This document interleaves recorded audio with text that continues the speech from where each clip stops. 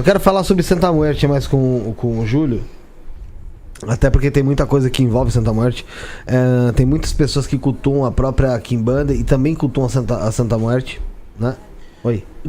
O pessoal lá no começo, eu tava perguntando, Felipe, se tem alguma se é verdade que a Santa Muerte é estilo uma padroeira dos traficantes lá, dos narcotraficantes mexicanos. Isso eu ia falar. Convidado ali, Júlio César, o Júlio Arcanjo.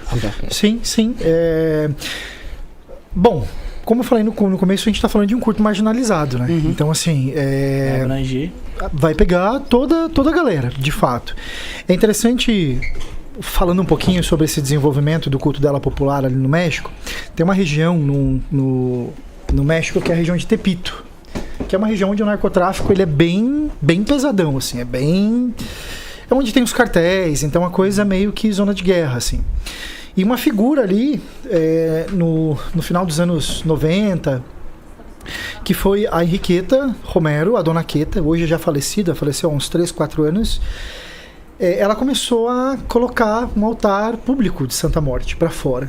E ali, indo num bolsão de quase 150 anos anteriores, onde o culto a essa figura da morte estava sendo sufocado, ela começa a atrair fiéis.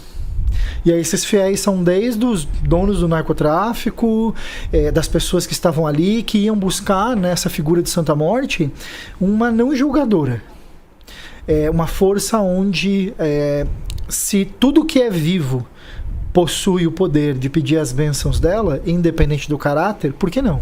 Uhum. Por que não? E pedir as bênçãos daquela para me ajudar, uma vez que eu posso sair e voltar com uma bala no peito, ou não voltar. Uhum. Então, qual é a busca, né? Pedir a proteção daquela que vai estar no final de todos nós. O que não é incomum, por exemplo, também você ter vários policiais que são devotos dela. Sim. Então você tem aí esses dois braços, assim, não é uma exclusividade. Não é isso que eu ia perguntar, não é exclusividade só dos narcotraficantes. Não é, mas é muito comum você ver os caras ali com medalha, com tatuagem, com estátuas. Tatuar, né? Essas paradas. Muito. Por quê? Porque é uma forma de imortalizar aquilo na pele como um talismã mesmo, uma lembrança dessa efemeridade aí. Uhum. Mas não é exclusivo. Pelo contrário, a gente tem ali em Santa Morte, na cultura mexicana, uma fé muito popular, muito sertaneja, se a gente for observar assim. Ela está nos lares das pessoas, está no comércio, é a imagem que você vai ter ali no teu comércio para pedir prosperidade, para pedir riqueza, porque afinal, do que valeria o dinheiro se não fosse para ser usufruído nessa realidade? Você não vai colocar o seu dinheiro no bolso e vai continuar usando do outro lado. Então, ela tem muita relação com o viver, com a experiência, a materialidade, a prosperidade ali também. Você tem um altar de Santa Muerte? Sim. Teve uma pessoa, não vou falar especificamente quem foi, mas é uma pessoa que já veio aqui algumas vezes, que não foi nem durante o programa, né? Por isso que eu não vou citar. Foi em Wagner Borges. Oi? Não foi Wagner Borges, não foi Wagner Borges. Que falou que também tem um culto a Santa Muerte.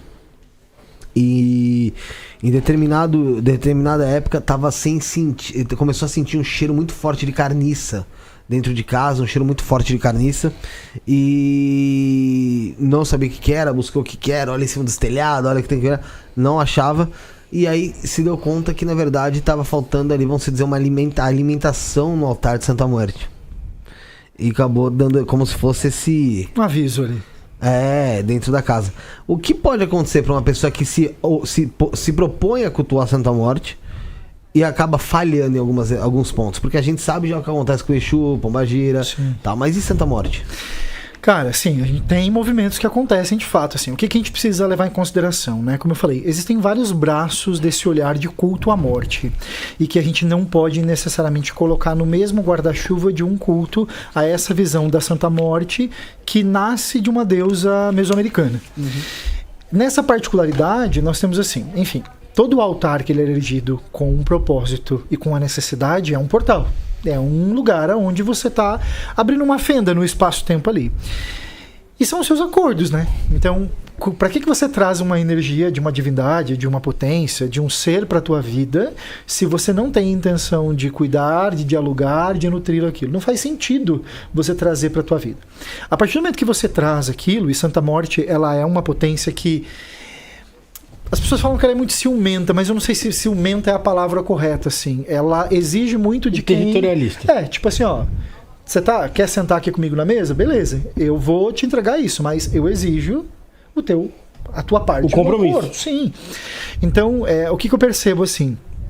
Nesse culto, com ela, a gente vai ter desde situações mais catastróficas, que podem ser desde morte mesmo, violência, mas isso tem muita relação com quebra de acordo. Então, por exemplo, assim, sei lá, o cara que vai lá e promete um ritual X, oferenda X para ela, tem o que ele precisa e não paga. Isso é com qualquer outra força, né? A gente não tem... Você vai ser cobrado. Exatamente, você vai ser cobrado. Então, ela é aquela que pode te livrar muitas vezes e até aumentar um pouquinho o teu fio. Dar um pouquinho mais de corda para que você possa experienciar ou para se enforcar. Então, assim, tem muitos relatos de amigos que têm situações, desde situações muito simples, assim, até como... aparições, coisas que acontecem fora do lugar, cheiros, mas cheiros de flores muitas vezes. Tem um amigo que venceu uma bênção dela assim, e de que as flores do altar não murchavam, por um exemplo.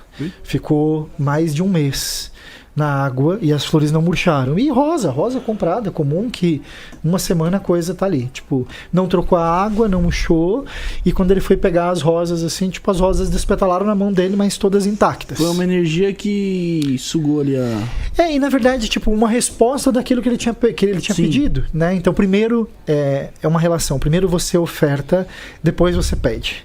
Então, primeiro você sacrifica e depois você recebe, né? É nós que precisamos, nós estamos indo atrás.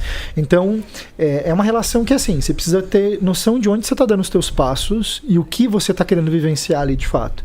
Porque nós temos a mesma mão que pesa, que pode ser uma mão macabra, que pode ser uma mão assustadora. Cruel. Porque nós vemos, a gente coloca, né, nessa modelagem como uma mão que acolhe e que cura.